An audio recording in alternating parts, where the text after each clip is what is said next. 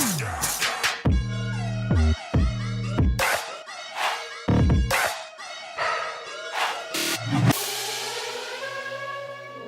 my name is Ange. I'm a DJ, artist booker and manager, online radio host, and general massive fan of the South African electronic music scene.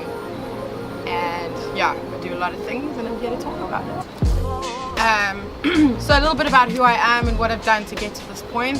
I grew up in Johannesburg, pretty much am Cape Townian, but not in that like shit way where I think the mountain belongs to me. I had a very strange high school career. Definitely thought I wasn't going to do anything to do with music. Was going to be a marine biologist because I really like dolphins. And it was actually my father who was like, you know what, you're super interested in because I used to make mixtapes on my cassette deck and kind of stuff. So he was like, you're kind of into sound and things. I saw this advert for a sound college, why don't we go check it out? So I studied sound engineering, and that kind of changed my path forever. So how the whole DJing thing began properly, and all the DJ names and everything. Before, I was working at a live music venue, and I've always had a very keen interest in all sorts of music. I was making playlists for the venue, and it's also the first time I'd ever encountered DJs was at this venue. I didn't even know what a DJ was before then. Kind of convinced my boss to give me a chance one night.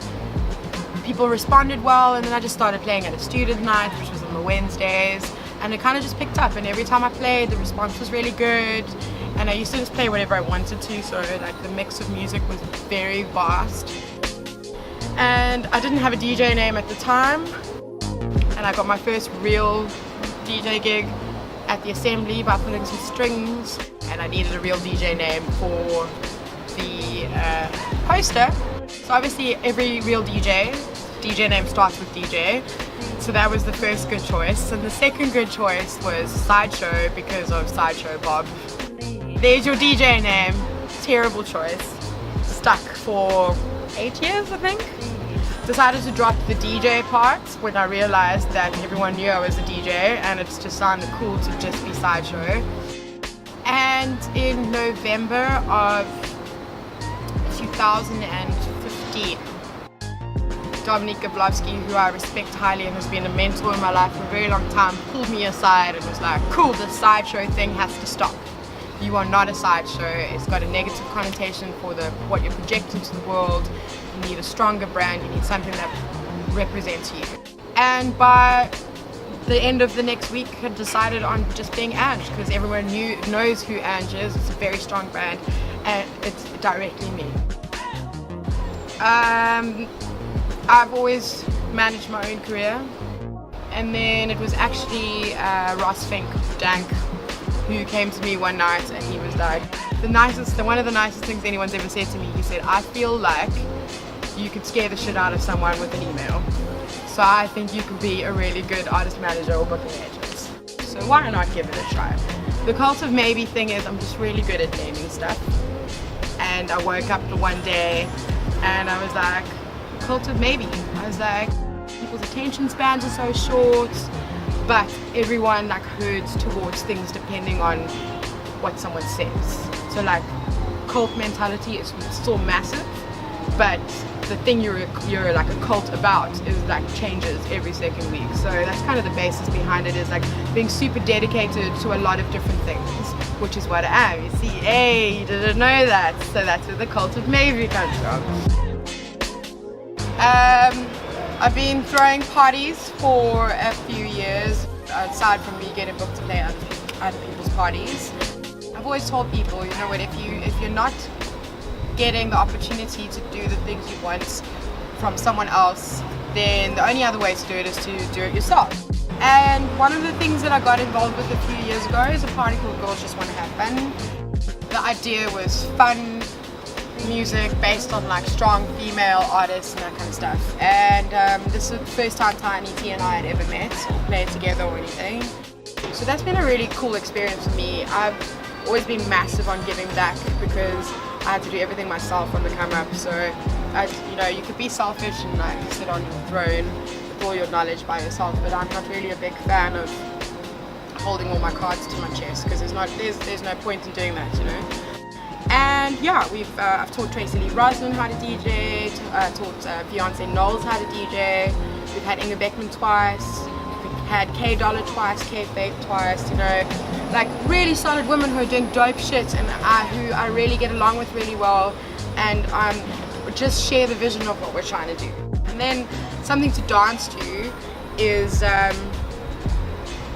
myself and plagiarism. I came up with the party concept. He's responsible for the design aesthetic. The idea is to bring back the whole good vibes selector culture. We've only done 2 parties so far. We started at the beginning of this year, but we've booked all our dates for the rest of the year, so we know what's up. So I run this project called Syncopate, which has only been called Syncopate since this year, but the project has existed for the last 2.5 years. 2014, I think, is when Drop the Line came to South Africa for Opi Kopi, and I had the opportunity to interview him on my radio show, which at the time was on Assembly Radio. I was like, you know what people aren't doing is that every time an artist visits this country and they're like, oh, this is so dope, this country's so amazing, and no one's giving them like the music, right? So I was like, you know what, I'm just gonna throw a bunch of things on a flash drive, hand it over to the man, that, what could it hurt?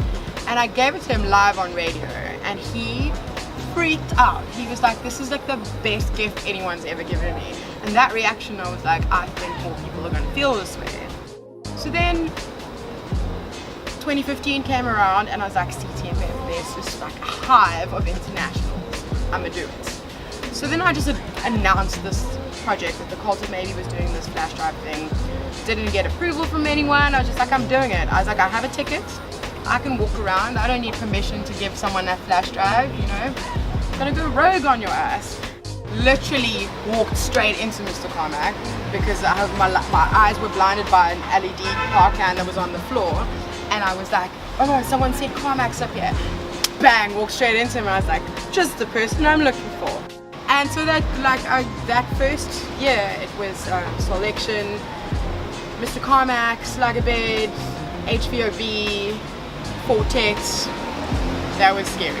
Out of all of them, that was the one I was like. And after that, the CTMF guys were like, this is really dope.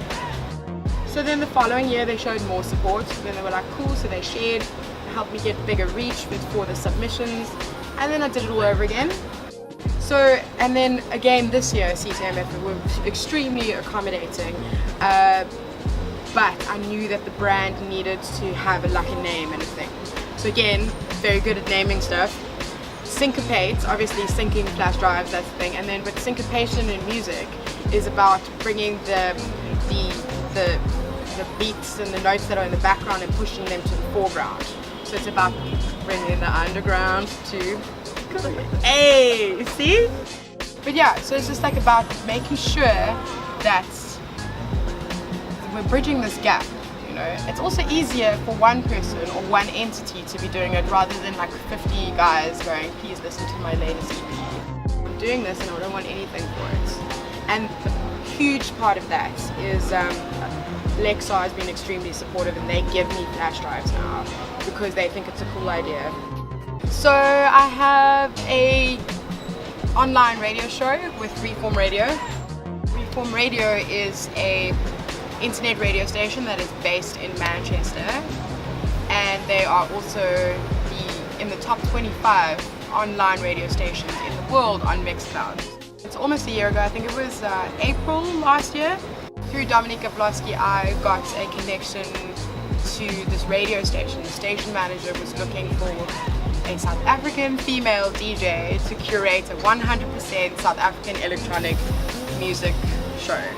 It's one of those things where it's basically made for me, and just the right person heard about it and suggested me straight away.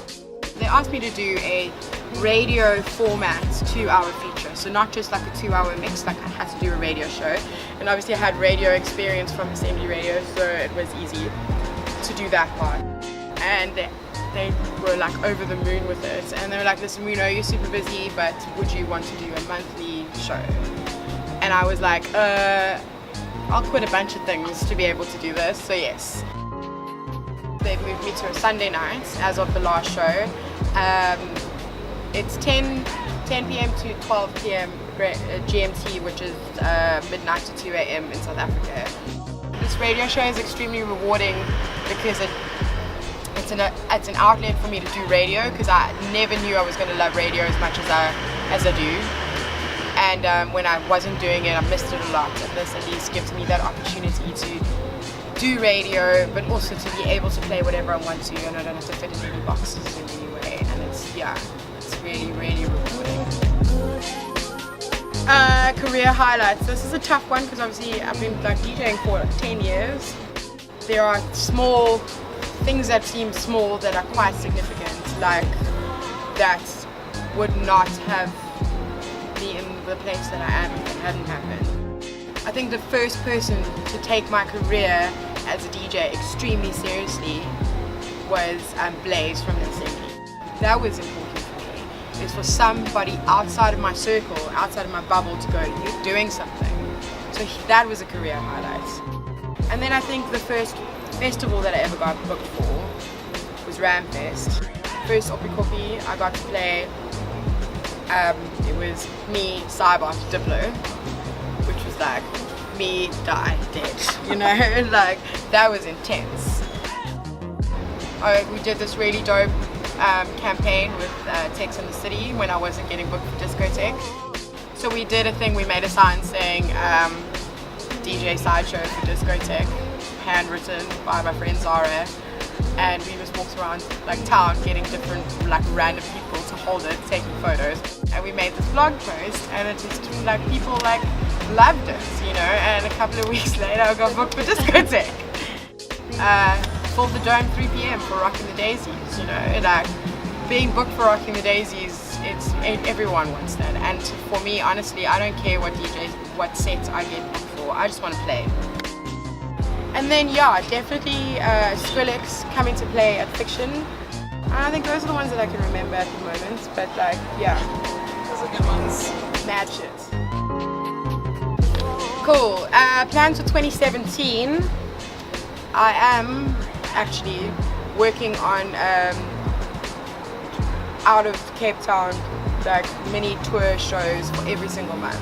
So once a month I will go to Joburg or PE, or Joburg and PE, just to get out of town, spread the hype of it, take one of my artists with me each time, just so you take yourself out of the city. It's a little bit easier to spread like the reach of what you're doing, you know. It's also nice to get out of the city every now and then, you know. And then obviously something to dance to is booked for the rest of the year, so we got parties once a month for that. So that's really cool to look forward to something every single month. We're expanding, girls just want to have fun, to include more people and to diversify the lineup even more. And in October I will be going back to Amsterdam for ADE again, and I'm planning to plump up the trip with a week in Vienna and possibly go to London as well, so I'll be gone for a couple of weeks. And yeah, just continue. I mean, opportunities come my way very unexpectedly, as in you expect to have cool shit happen to you because you're working hard, but you don't expect what the actual thing is going to be. So my goal for 2017 is to remain as flexible and spontaneous as possible, so that I can say yes to opportunities and remain unencumbered.